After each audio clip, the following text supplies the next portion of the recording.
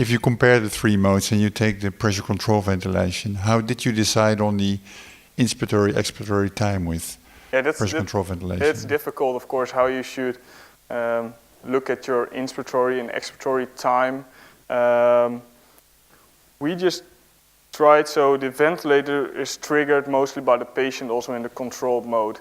And we aimed to set the EI ratio as closest to what you see at the pressure support. But it's difficult how you should set that ratio, and it's really affecting your cycling off criteria, of course, and your neural time. I agree. Yeah. It's difficult.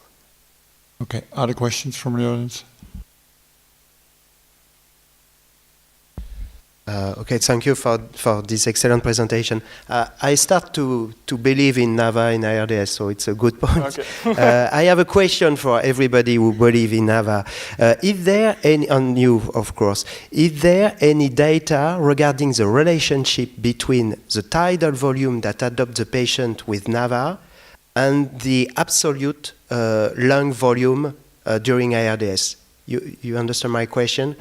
Since if I understand you correctly, the patient with NAVA is able to choose his tidal volume, not that he chooses frequently 6, it's good, but he can, maybe he can choose according his level of lung volume. It could be interesting, it makes sense if he chooses the largest tidal volume for largest available lung volume. Is there any data regarding this relationship? Lung volume and tidal volume under NAVA. Well, maybe someone in the audience knows something. I don't know whether there's, oh, here. Yeah. There is some data, I don't have it right here, at compliance. Lower compliance, lower tidal volume they use. Higher compliance, higher tidal volume. Sorry, yeah. This, we did, I presented some of that data yesterday in rabbits. Like, we looked upon open chest where we allowed them to breathe on NAVA, but that was a different NAVA because that's this continuous NAVA, so that also gives you a neural peep. But what the lung-inured rabbit chooses is that if you put hydrochloric acid into the lung and damage the lung, they will recruit themselves so that all lung is normally aerated, the whole lung.